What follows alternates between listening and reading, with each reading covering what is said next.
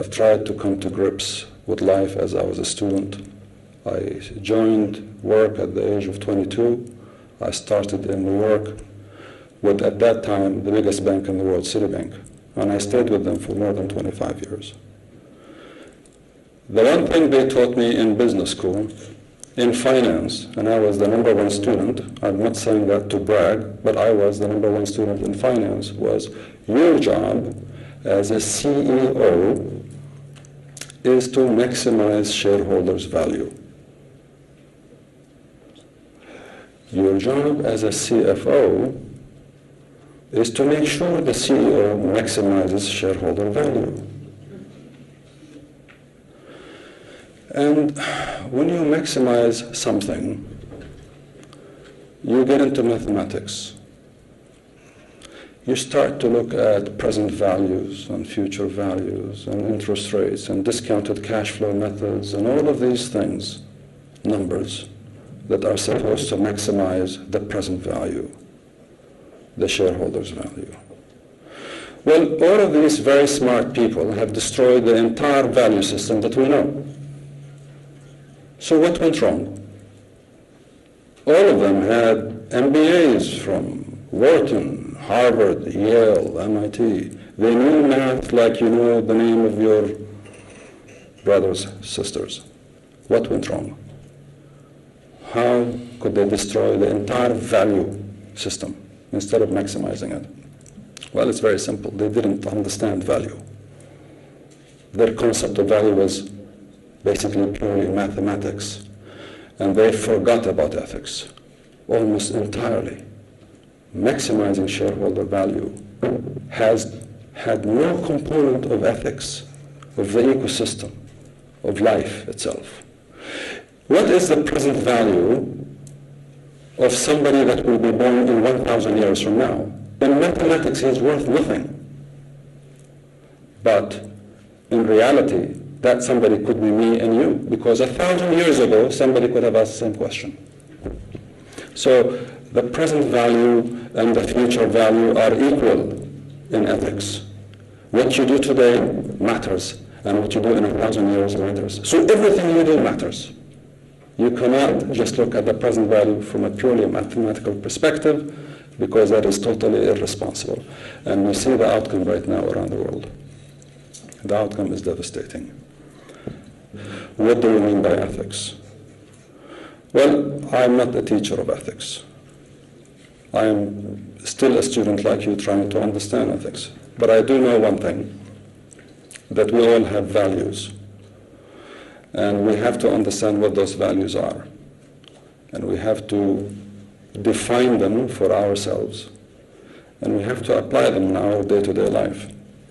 At home, at school, in your workplace. You cannot separate work from life. You can't just use your Casio calculator, your HP12C, to define what you do. Okay? There are more things that create value that are not programmed in your HP12C calculator. You will not find it there. Today, the world is upset. Today, the world is angry. I know some people, I have twin daughters, both of them are the same. They would not buy a jacket that is made of leather or that has fur because they think the world has become cruel to animals. And some will say we will not eat foie gras or what's it, goose liver, because there is a cruelty involved in the way we do it. Prince Charles says the same thing. There are some people who will not buy certain goods and services because they think the providers of these goods and services have basically abused nature or abused people to provide these goods and services. So the world is becoming aware. Our children are becoming aware, and they are voting with their money, they are voting with their voices, and they're voting in every which way they can. So I'm suggesting that in the business community, we need to catch up with that, because those young people don't subscribe to what we learned in school 30 years ago and 20 years ago. Maximizing shareholder value, looking at the discounted cash flow method to do that, using an interest rate model to do that. They are asking for something different, and they are calling for it. And in the business community, we have to understand that, and we have to factor this into our business model. Otherwise, we will lose them as customers. And I think that's the future trend that we are seeing. So bringing a human definition and a human dimension of value definition is very important to our business. I will give you now a little bit of a marketing pitch about the institution I work for, Abu Dhabi Islamic Bank.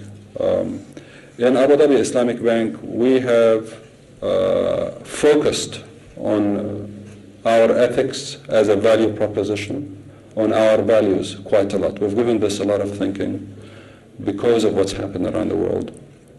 And we brought the following 5 values.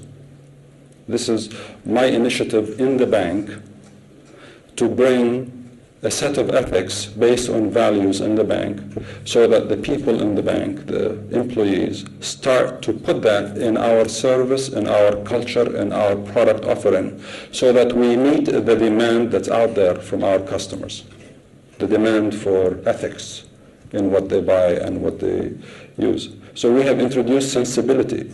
Bring something sensible to your customer. Don't just throw things at them, okay? We brought transparency. We will not try to trick you.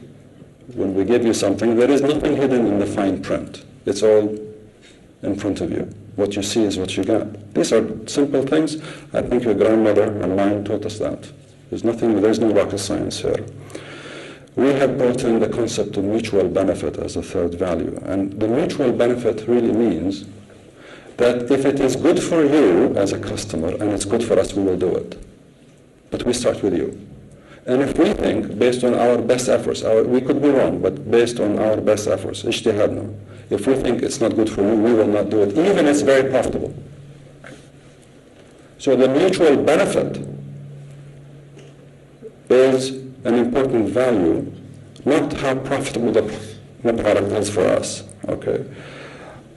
Tolerance is something we have brought in as a value in a financial services company. We think tolerance is very important.